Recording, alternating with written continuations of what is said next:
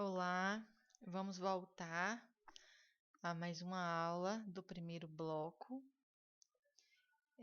Nós vamos estar trabalhando a história do SUS. Aqui nós vamos começar a falar um pouquinho sobre o SUS, mas nós ainda não vamos aprofundar no SUS, na Lei 8080, 8.142, nem na Constituição de 88. Vai ser mais também de uma forma mas contando um pouco da história, de como se deu esse processo de formação do SUS. Hoje a gente pensa muito em relação a tudo que está acontecendo, né, a esse colapso que está acontecendo no SUS por conta dessa pandemia do coronavírus. Muitas pessoas precisando de UTI, de respiradores, e o SUS não está conseguindo suprir essa demanda, tem conseguido diversos convênios com hospitais particulares, mas mesmo assim não está conseguindo suprir essa demanda. Então, hoje a gente consegue ter um olhar de uma forma assim mais detalhada de como é o funcionamento do SUS, de como o SUS é importante. Quantas pessoas não teriam condições alguma de pagar uma diária em UTI, estão tendo todo o tratamento de qualidade, toda a assistência, né? Quantos profissionais, os mesmos que atendem no SUS, são os mesmos que atendem na rede particular. Essa pandemia tem feito a gente refletir muitas coisas com relação ao nosso sistema único de saúde, apesar de todas as dificuldades ainda de acesso, mas ainda é um grande ganho, né, que o Brasil conquistou e que os brasileiros podem contar. Né? A gente tem SUS através das vacinas, através da assistência de vigilância sanitária.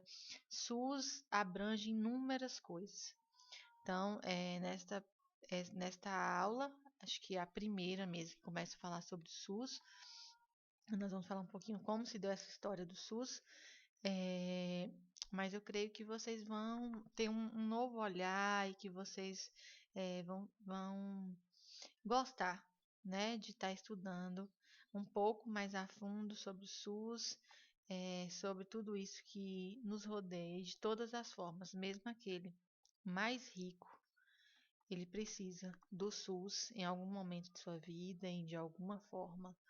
Mesmo aqueles que falam, mas tem vacina, mas ele paga a vacina, não importa. Mas ele precisa, talvez, até da vigilância para permitir que seu comércio possa funcionar. E de diversas outras questões, né, que estão relacionadas ao SUS, que nós vamos estar vendo mais à frente nas próximas aulas. Então, nós vamos dar esse início na história do SUS. Continuo com vocês, né, professora Marcela Amorim. E vamos lá. Então, a organização, gente, do Sistema Único de Saúde no Brasil é de 1980 a 1989. Inicialmente, nós vamos falar. Então, o início dos anos 80 no Brasil marca uma série de mudanças no panorama político e social, acompanhado também de uma crise econômica. A população ela apresenta um padrão de vida precário, sob grande desatenção do Estado sobre os investimentos em políticas sociais, políticas públicas, políticas de saúde. Em outubro de 1980, o regime militar ainda firme busca saídas para a crise da saúde. Apresentam o anteprojeto do Programa Nacional de Serviços Básicos de Saúde, o PREV-Saúde, que recuou por falta de recursos financeiros. Esse regime ele implanta o pacote da Previdência, estabelece o aumento da contribuição previdenciária para empregados e empregadores. Isso a gente viu na aula passada. Em 1982, teve a criação do Plano CONASP, que é o Plano de Reorientação da Assistência à Saúde no âmbito da Previdência Social. O Plano CONASP teve como fruto principal a implantação das ações integradas de saúde, que nós falamos também na aula passada dessas ações, em 1983, que tinha o objetivo da universalização da acessibilidade da população ao serviço de saúde, ou seja, passou-se a ter um olhar mais integral ao indivíduo, ao paciente, onde não se olhava mais de forma só uma forma curativista de curar a doença e pronto. Tinha todo um olhar integral, né? O início, na verdade, de um processo de um olhar integral a esse paciente.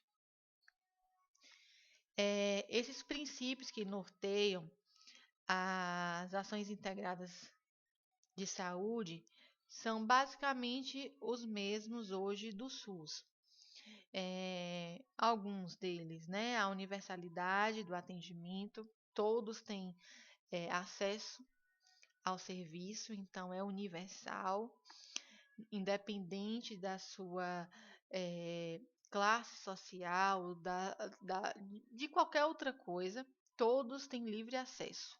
Então, universalidade fala de acesso. Integralidade, você tem direito a ter um acesso integral em todos os níveis de assistência. Quando fala de integralidade, a gente fala muito dos níveis de assistência, atenção primária, secundária, terciária. Equidade da atenção, a gente fala muito em dar mais para quem mais precisa. Por exemplo, existe uma pessoa que está com risco de morte, uma pessoa que está internada também, mas que não tem tanto risco e apresenta determinada patologia. E precisa se fazer um exame e só tem uma vaga. Vai dar mais para quem? Para quem mais precisa, quem está com risco de morte. Tem uma pessoa que tem uma certa condição financeira e o outro não tem, vai dar para quem não tem. Então, a equidade é isso, dar mais para quem mais precisa, para que todos, né, possam ter o mesmo acesso. Regionalização, hierarquização dos serviços, descentralização das ações do poder decisório, principalmente a descentralização para os municípios, que têm maior poder para lidar com essas questões de saúde, democratização através da participação da sociedade civil e do controle pelos usuários, aqui a gente chama de participação, né, social, planejamento e controle afetivo pelo setor público. As prefeituras iriam, então, dentro dessas ações integradas de saúde, receber recursos federais, receberam, né? Federais oriundos da Previdência, mediante pagamento por serviços prestados, realizados pelos municípios. O dinheiro complementar significou um acréscimo de recursos aos serviços municipais de saúde. E essas ações integradas, né, de saúde, foram reconhecidas como um marco indiscutível de amplitude considerável, cobrindo mais de 250 ou de 2.500, municípios e quase 90% da população brasileira. Então, essas ações integradas já foi um avanço, né, diante de tudo que a gente estava passando da precarização do serviço de saúde no Brasil. Passo seguinte às ações integradas de saúde culminou com a publicação do Decreto 94.657, de 87, que cria o Programa de Desenvolvimento de Sistemas Unificados e Descentralizados de Saúde nos Estados. Este programa foi implementado por meio da celebração de convênios entre o INAMPS e os governos estaduais. É importante, sempre que vocês forem esquecendo essas siglas, tá indo lá no slide passado, olhando, sempre tá anotando no caderno de vocês, porque sempre que esquecer, vai lá. O que era o INAMPS? O que era os CAPs? Né? Tá sempre trazendo a memória para estar associando, né, com as próximas aulas, porque uma está interligada com a outra. Então, os objetivos, gente, desse Programa de Desenvolvimento de Sistemas Unificados e Descentralizados de Saúde no Estado foi contribuir para a consolidação e desenvolvimento qualitativo das ações integradas de saúde. As diretrizes reconhecem a necessidade de reformulação do Sistema Nacional de Saúde. necessita redefinir as atribuições dos 3 níveis de governo, com delimitação de funções. Em 1986, o maior problema no Brasil era a saúde. Com o término da ditadura, inicia-se uma nova república, preparando para o processo constituinte. Essa imagenzinha aqui, né, de 2 esqueletos carregando o nome saúde é muito conhecida.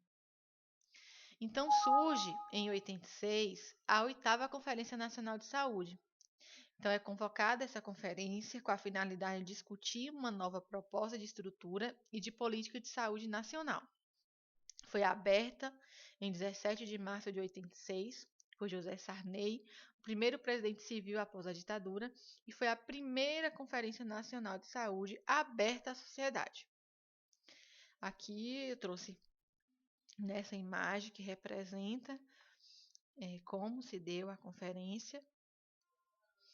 Essa conferência serviu de base para a formação do SUS, que é o nosso Sistema Único de Saúde. Contou com cerca de 5.000 participantes, aos quais produziram um relatório que serviu de subsídio decisivo à Constituição de 88 nos assuntos relacionados à saúde. Gente, essa 8ª Conferência Nacional de Saúde foi um marco para a saúde do Brasil. Ela foi discutida lá, né, na conferência, foi discutido a situação da saúde no país e aprovado um relatório cujas conclusões passaram a constituir o projeto de reforma sanitária brasileira e o início do SUS. Definiu os princípios finalísticos da reforma sanitária brasileira. Aí vem a participação, que pressupõe a inclusão representativa da população e de trabalhadores de saúde no processo decisório e no controle de serviços.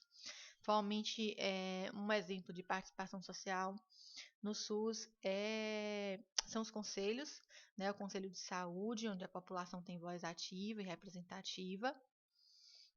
Descentralização contém a ideia de multiplicação dos centros de poder e irá se realizar principalmente através da municipalização, ou seja, o poder ele é distribuído entre as esferas, né, Estado, federal, estadual e municipal, as esferas.